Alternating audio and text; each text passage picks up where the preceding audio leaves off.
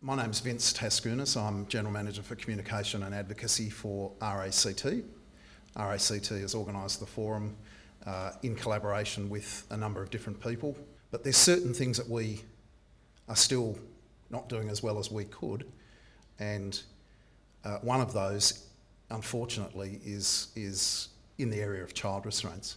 And the UN at the global level has said that this is the case and has set reducing child restraint risk as one of its key goals in the Decade of Action Plan.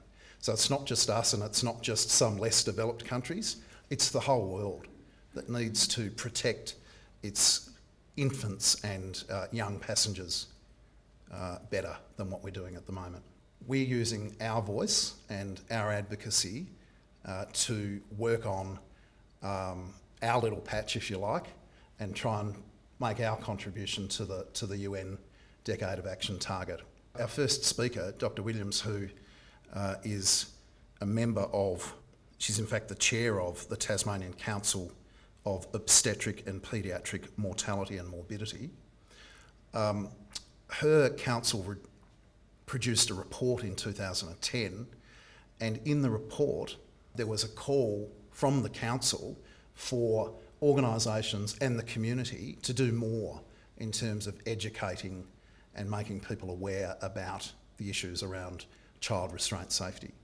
So RACT took that call very seriously, and we have dedicated our champion advocacy project, if you like, over the next 3 years to doing a series of actions to reduce the levels of fatalities and serious injuries for infants and young Tasmanians. Unfortunately, Tasmania has the highest per capita level of deaths and serious injuries for that group of people, those most vulnerable road users, if you like, infants and passengers. We can actually, we believe, do something very concrete to reduce the level of risk for these young Tasmanians, and that involves people using appropriate child restraints more in Tasmania.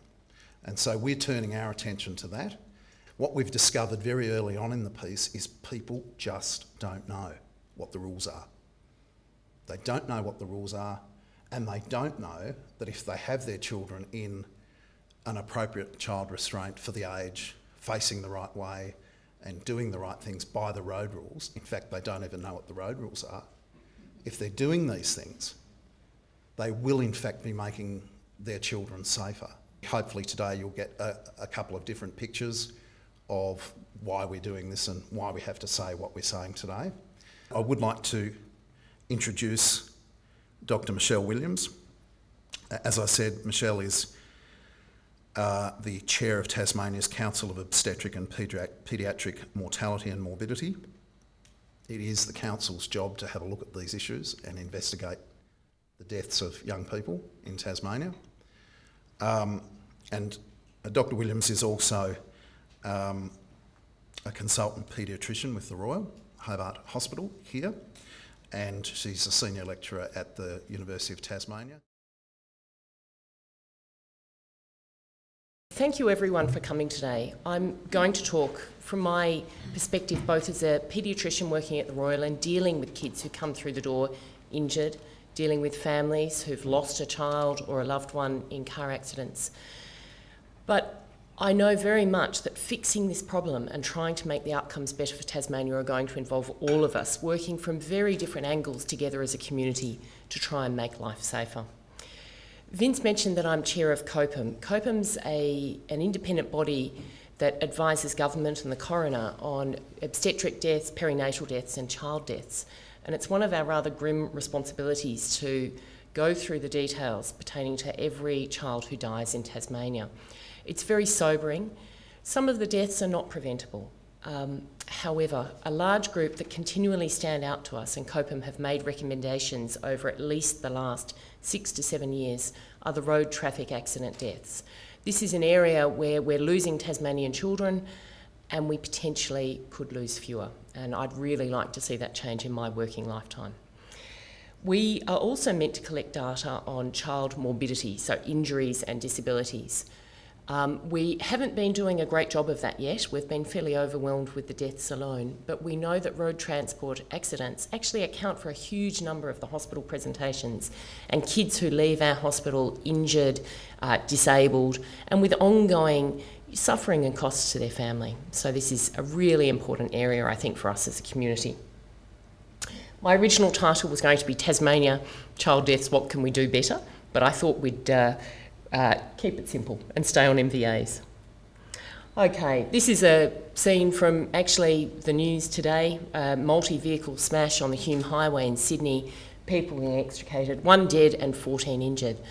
And I think these are things that many of you would deal with day to day in your life, particularly the police and the road transport officers at the front. This is something where you can't imagine how people would ever survive unscathed. It's happening daily. We get great drama in our news about shark attacks or murders, and yet more people die and suffer because of our roads than any of those causes. Okay, death by injury. You might notice that I'm not saying accident very often when it comes to child death. Injury is a much easier term for us. Accident implies that nothing could be done and things couldn't change. Oh, it was just an accident. And yet with the majority of childhood injuries, they're not really accidents. There are things we can do to prevent them. We know that worldwide, and this is WHO data which the UN has based its road transport safety campaign on, that injuries are the leading cause of death of all children once they pass the age of 1. It's the leading cause of death for people between 15 and 44 years of age, and the most common cause of death within that injury category is road transport associated death. Who dies and who gets injured? It's the most vulnerable people. So for me as a paediatrician, I'm always thinking of children. Children are pedestrians who get knocked, they alight from cars, they're often poorly restrained in cars.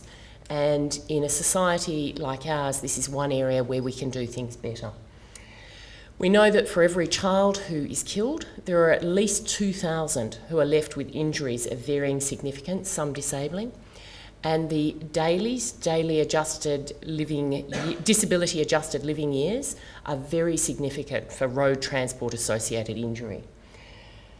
You can see here it's 1/4 of deaths worldwide from injury are related to road traffic accidents, and as the developing world motorises more and more people are dying.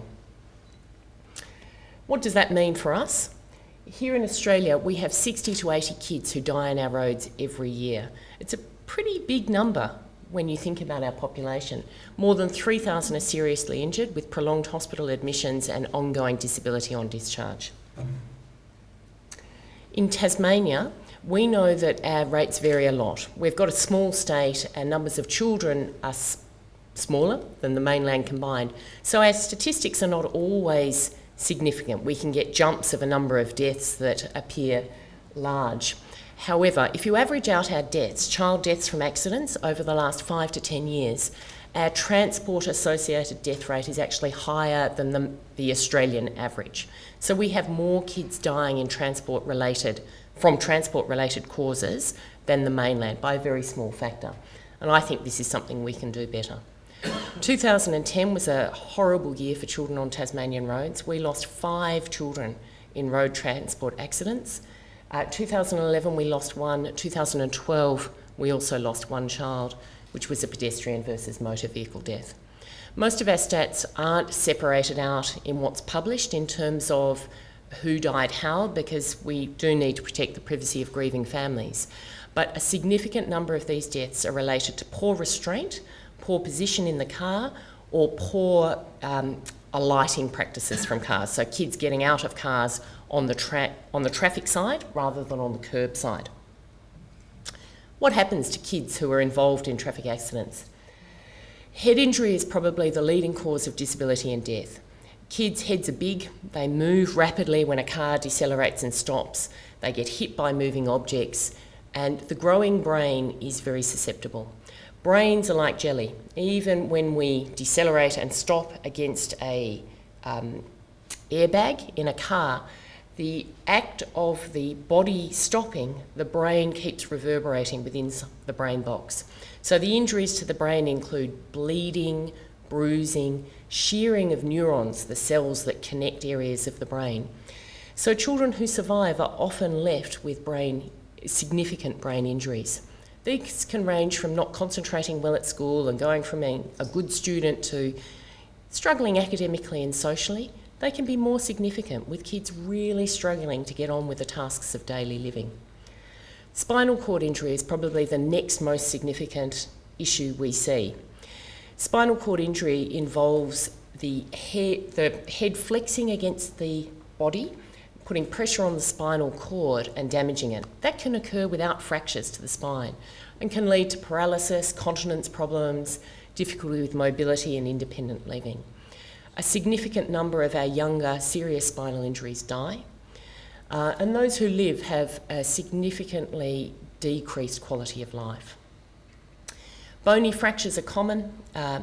Big bones in kids are very bloody. They make a lot of the bone marrow and cells, so a child fracturing their femur can die from loss of blood. Fracturing a pelvis can lead to death by penetration of bodily organs, by fractured bone pieces, bleeding out. It's all pretty grim. Chests are pretty soft in little kids. They do a bit better than us as grown-ups, but it's very common post-traffic accident for children to be having tubes in their chest, assistance with breathing, assistance with blood pressure. It's a pretty horrible place to be. We love it when we see a kid walk out of a road traffic accident or is brought in by the police or the ambulance afterwards who appear relatively unscathed. We tend to bring them back the day after just to make sure that there aren't injuries that they haven't been noticing because of the shock and horror of the situation. But we always congratulate parents roundly on their choice of car, their defensive driving actions and restraining their children, because the kids we see who walk away are the ones who've been well restrained appropriately in appropriate cars.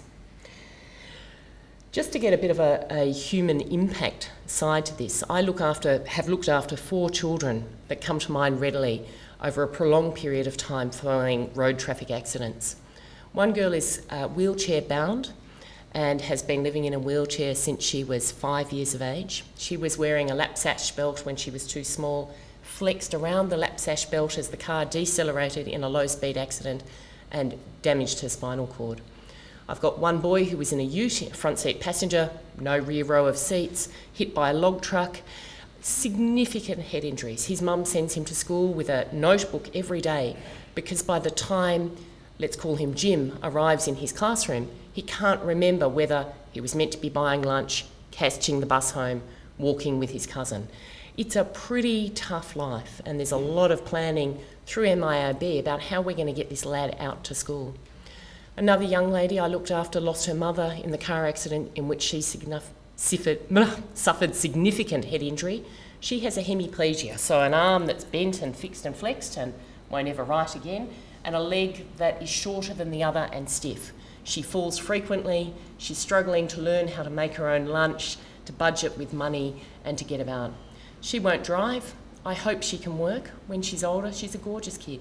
But they're 3 lives that have been markedly changed by a simple road traffic accident. All 3 of those children, had they been placed differently or restrained differently, would not be suffering the way they do now. Their families, extended families, school communities, friends, would not be worrying about what could have been had things been done differently on the day of the accident. This is how many of our kids would look. This is unfortunately a genuine photo from the Chinese news about a young lady from a motor vehicle accident. She was on a motorbike unrestrained. Head injuries, spinal injuries, chest injuries, abdominal injury, fractured pelvis, fractured leg.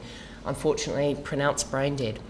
The Chinese have only just started an organ donation program and are hailing her as a hero. For me, reading that article, I just thought of the tragedy of loss and how preventable things can be. This is what we don't want to see. So how can we prevent young people losing their lives and losing their futures in our roads? There's lots of things, and many of you will be far more expert than me in these areas. There's a lot of stuff about roads, planning roads in communities, dividing roads, planning areas so that we don't have trucks running through small towns, that schools are placed on decent roads. That's beyond my ken as a paediatrician. We can do things about vehicles. Again, much better for an engineer type boffin than me, but we know that there have been major changes in cars with crumple zones, decent braking systems, passenger support, airbags, and these have significantly reduced improvements in roads and cars have made significant differences to our road toll in Australia in the last 10 to 20 years. Road users is probably the area where, as a paediatrician, as a mother, as an auntie, as a driver myself, I think we can potentially have the most impact. What can we do about road users? We know there's lots of great campaigns about speed and speed cameras, and there's some data about decreasing speed, decreasing injury. That's fabulous. Working to decrease drug and alcohol affected drivers being on our roads is a wonderful thing. We are sick to death of alcohol-related violence and injury coming into our hospitals, and alcohol plus cars is a combination that just shouldn't be seen. Driver training, which I think we do pretty well down here in Tassie. Personal restraints for drivers. We still see adults coming in completely unrestrained, going through the windscreen, being thrown from cars. But child restraints. Children are vulnerable. They don't decide what they get in and put on in the car. It's our choice as adults. And this is something where we can make a big difference to outcome data for kids. So, in October 2013, I think Jenny will be aware of this, but Kids Safe Australia, a fantastic injury prevention group, not-for-profit, released new child car restraint guidelines and recommendations. Good thing about this is it's based on evidence. So it's NH and MRC backed, looking at the data we have about accidents, injury and prevention. And it's been also backed by the Neuroscience Association of Australia. It's unlike many medical and BOFIN-like documents, it has a fantastic user-friendly consumer document, health professional document, road professional document, and it's all available through the Kids Safe website. What's different in the guidelines? As Vince said, lots of people don't get it. They don't know what's legal, they don't know what's best. Rear-facing child restraints are fantastic. They're probably the safest way to restrain a small child from birth in a car. A lot of parents will have the child in there until the kid starts squawking. Oh, he wants to see what I'm doing. We really better turn him around. The old capsules only kept kids safe probably till they were about 6 to 9 kilograms. However, that belief has persisted, and yet child capsules have improved greatly. Newer capsules can hold children for up to 2 years, keeping them rearward facing because there is a far lower risk of spinal injury and head injury in children facing back towards the seat and anchored in the back seat of the car. The idea with a child rear-facing infant restraint is to use it for as long as possible, as long as the child fits and it meets manufacturing guidelines. The other important thing with rear-facing restraints is, in this age of internet shopping, which is increasingly common, we need to be careful that parents are buying what's best, and what's best for Australian rules is actually one of the safest guidelines in the world. The strap that you can see coming around baby's head, which goes back to the anchor point in the car, which the RACT will check for you and make sure you've got it in the right place and are connecting up well, is a really important part of the child restraint because it pulls the seat backwards to the seat, towards the back of the car seat in an accident. Some of the more freely available types on the net do not have top restraint. I think it's really important that we encourage, as professionals in childcare, education, schools, roads, to get people to buy the best restraint that meets Australian guidelines and have it checked. When your squirt gets too big for their rearward facing seat, we put them in a forwards facing seat. Some of our Australian standard approved rearward facing seats turn around, so parents get 2 uses out of 1. A front facing restraint has a 5-point harness, so the shoulder straps, the waist straps and a crutch strap to stop the child shooting out under the seat. And these are really important that they're built in. These are the best way of restraining children from 2 years or too heavy for their restraint up till at least 4 years. Again, the newer restraints are holding kids for longer. Being a not small person, I tend to have not small children, and it was very hard 10 years ago to find restraints to keep big kids in. Kids who still fell asleep and flopped out of belts. And it's great to see that some of the restraints on the market now are great for the big kid, the more solid kid, the taller kid, and they can stay in these restraints for longer. What's interesting, KidSafe say, and the national guidelines say, till at least 4 years. Most kids actually are safe to be in these restraints until they're 6 or 7 years of age. How many kids do you see being dropped off at your local childcare centre or kindergarten, prep, grade 1, in a proper forward-facing seat with built-in restraint. We just don't see it, do we? And we need to change that community acceptance, because kids should be restrained like this in cars for a long time. What do your standard 5-year-olds do when they fall asleep in the car? Do they sit up straight or do they flop? They tend to flop after they've finished saying, "Are we there yet, Mum?" And they go out through their belts and slide sideways. So having that strap with the buckle low over the waist is incredibly important about keeping them safe when they're snoozing or exhausted after a great day of fun. Next step up is the lap sash belt, and this is probably where we see the most abuse of the child restraints. I am terrified when I see children tucking the shoulder strap under their arm because, "Oh, it rubs my neck, Auntie, I can't put it here." Or parents putting kids on cushions instead of a booster and on a lap sash belt. As mentioned before, one of the biggest injuries is either children flexing around the sash part of the belt or shooting out under the lap belt.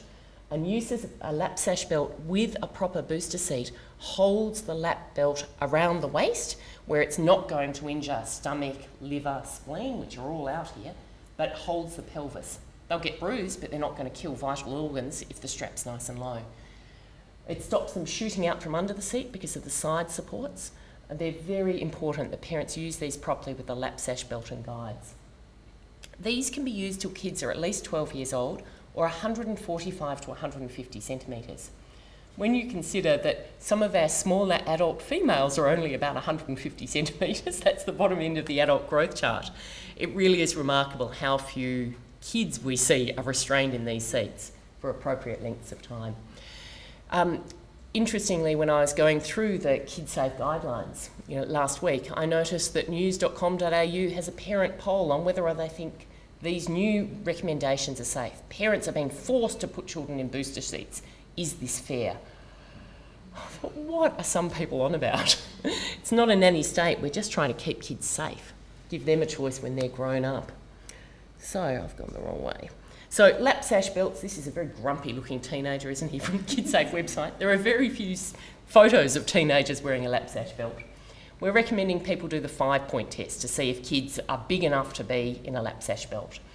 So they need to be able to put their back to the back of the seat, and when they bend their knee should be over the front of the seat in the bend. So we don't want kids sitting with their legs straight out because they're more likely to shoot under the belt. We want them to be able to have the strap of the belt running over their shoulder, not over their neck, and we want the base of the belt to be around their hips, really to prevent injuries. We want good, strong collarbones and hip bones to be taking the force of that seat belt. And the last thing I think is really important, can they stay in that position for the length of the trip you're going on? How many kids stay put in one position for more than about 15, 20 minutes? Until you get them addicted to their mobile phone or DVDs or reading in a car without vomiting, you're not going to keep them in that position. So seriously consider a booster seat. My last comment was going to be, these 5 stages of child restraint moving to adult restraint unfortunately involve money. And we know in road deaths, those who are overrepresented are the most vulnerable. That's kids, but it's also the poor. And I think of my patient base, and I think of my families who are really struggling to make ends meet. Their cars tend not to meet the safety guidelines. They tend to be living further out of town and driving longer distances. And they're the people least likely to be able to afford to go and buy new seats. We know that the recommendations are that we shouldn't be using seats more than 10 years old.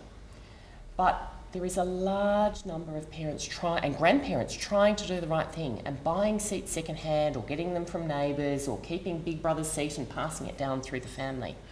I think it's a fantastic initiative that the RACT will check seats. They'll check them for wear and tear. Seats that have been involved in accidents or have frayed straps really need to be tossed and replaced. But one thing I haven't seen, and I think we as a community need to think about, how can we keep our poorest and most vulnerable kids safe? What are we going to do as a community to try to provide seats on a hire scheme, a rent scheme, a gifting scheme, through the charities, whatever, for those kids who probably need them most? So that's a thought I'd like to leave you with. I'm not offering solutions, merely a question, and one we'd be happy to contribute to, but I think it's going to need the whole community. I've been a police officer for almost 16 years, and in that time I've spent 6 of the last 6 years in crash investigation services, but I'll get more into some of the things that I've experienced as a crash investigator later on in the presentation. Now, it's under the Road Rules 2009, section 266 relates to the wearing of seatbelts by passengers under the age of 16 years of age. And just try and keep it simple, we'll break it down into the categories in which it has placed them. And the recommendation is, or the legislation says, if a passenger is less than 6 months of age, they must be restrained in a suitable and properly fastened and adjusted rear-facing approved child restraint. A lot of words in there that are very important. That it is rearward facing and that is an approved child restraint, and that they are restrained and it's properly fastened. There is no point having a wonderful seat in your vehicle if you don't use it properly. There is no point going out and spending a lot of money on a seat if you don't have it correctly anchored to the proper part of the vehicle. And then the next part of it is 6 months to less than 4, must be restrained again in a properly adjusted and fastened rearward facing approved child restraint or a forward-facing approved child restraint. In the legislation, it thankfully has common sense written into there as well. So if your child is really quite tiny and they need to stay in their seatbelt or their rearward-facing seat for a bit longer, then that is better to do so than going, oh, they're 6 months, then I must turn that seat around. Common sense must prevail, and obviously the RACT provide very good advice in relation to what's appropriate for each child. And the passengers are between 4 years and 7 years of age to be restrained in a forward-facing approved child restraint that has an inbuilt harness, or an approved booster seat and be restrained by an approved seat belt that is properly adjusted and fastened. Again, properly adjusted and fastened. And there are also sub-rules in relation to that, relating again to appropriate height and weight for the child concerned.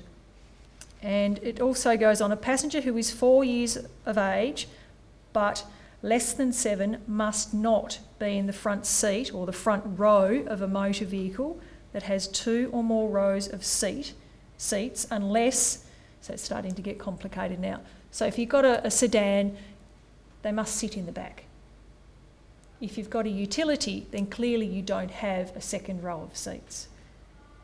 So they are allowed to be in the front seat of the car. So you have to specify it and break it down to what is actually suitable for you. Now, obviously the legislation says 7 years of age. The recommendation is 12. A child who is 12 years or less should be seated in the rear of the car. The rear of the car is the safest place for a child to be seated.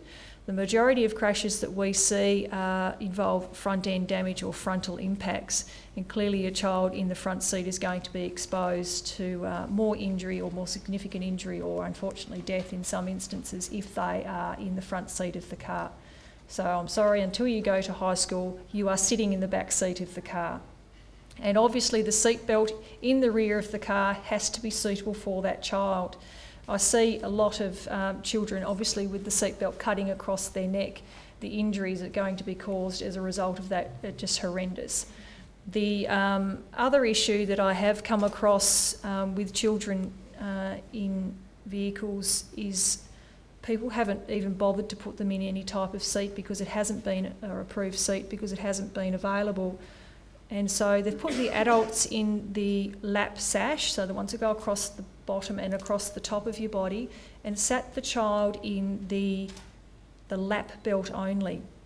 The lap belt only is generally in the rear of the car, in the middle of the car, and under sudden deceleration, the human body continues to go forward until it strikes something or the energy that the body is subjected to has dissipated. And in some instances, this can involve, and I do know of one, it was a young boy, it was a 40-kilometre impact with a pole, and the young boy has been in a lap seat belt, and obviously the vehicle stopped suddenly. He's kept going and he has struck his head on the centre console of that vehicle, not just once but multiple times as the energy is dissipating through his body. He has also suffered lower spinal injuries, as Dr. Williams explained before. Everything stretches. He survived for 7 days and unfortunately he died a short time after that. During my time in traffic, I saw children that were forced into the footwell in the front seat of a car. Somehow this person thought that that was a suitable place for a child to seat. They both had their seat belts on, and all I saw was this little piece of blonde hair, as soon as I was driving down the street in a marked car, be pushed down so that they didn't get caught. People are only worried about the monetary penalty and fine that they may receive as a result of getting caught with an unrestrained child in the car. They give no thought to the penalty and the cost of life and serious injury that may be incurred to that child because they couldn't be bothered putting that child in a proper restraint. And I have no problem giving out tickets to people who are that foolish and disrespectful for the life of others. And on another occasion, I had a lady that I pulled over. She had 2 children under 4 seated in the one lap seatbelt in the rear of the car. That seatbelt was so loose you could have fitted another child in it, and her excuse to me was, "They're not my children."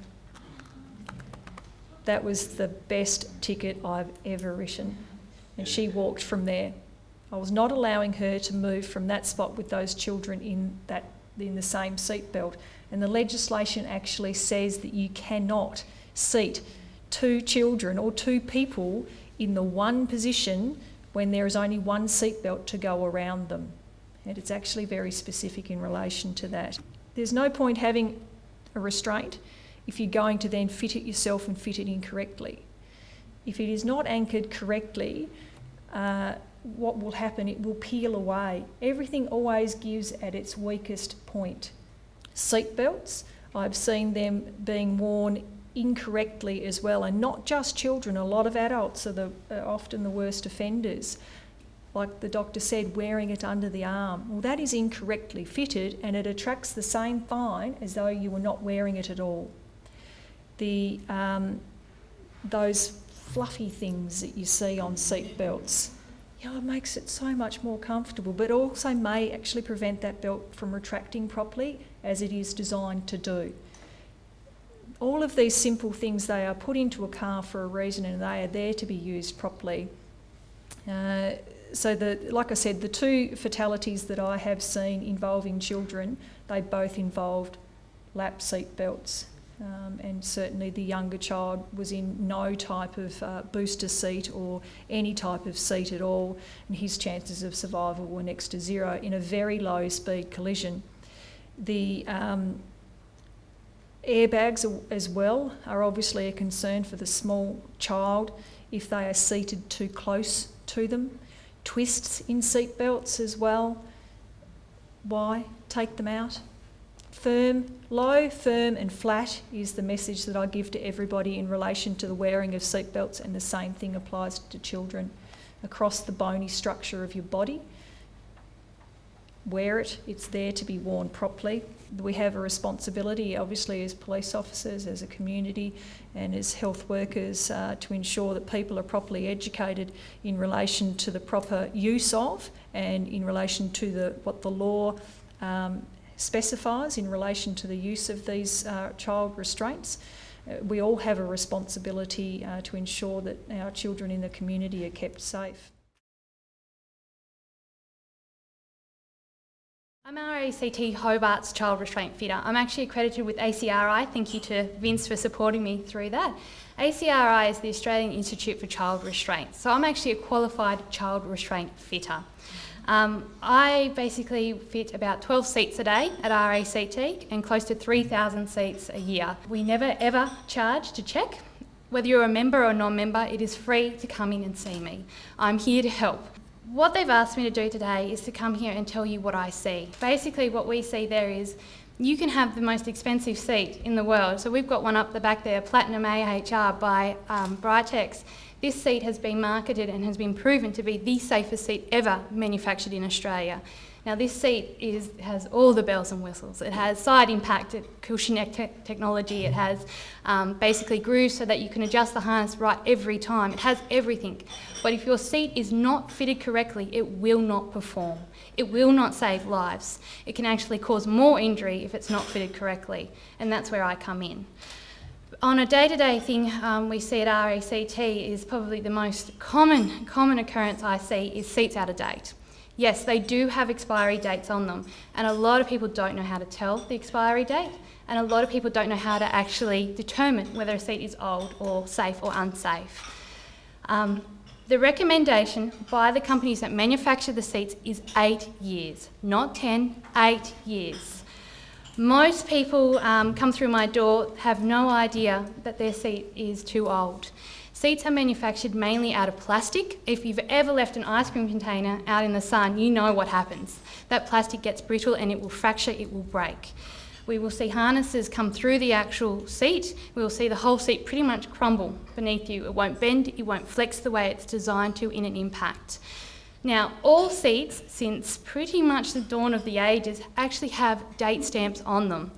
Now, RACT, me, and everyone can show you where to find them. They have two forms of date stamps. They have stickers on them.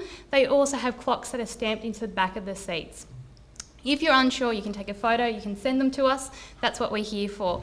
RACT's policy is we will not touch anything that's 10 years old. Peter Gillen talked about it before, but I'll never ever forget it. My first week at RACT wasn't a gentle one. I had a lady come in with a child restraint that was manufactured the same year I was born.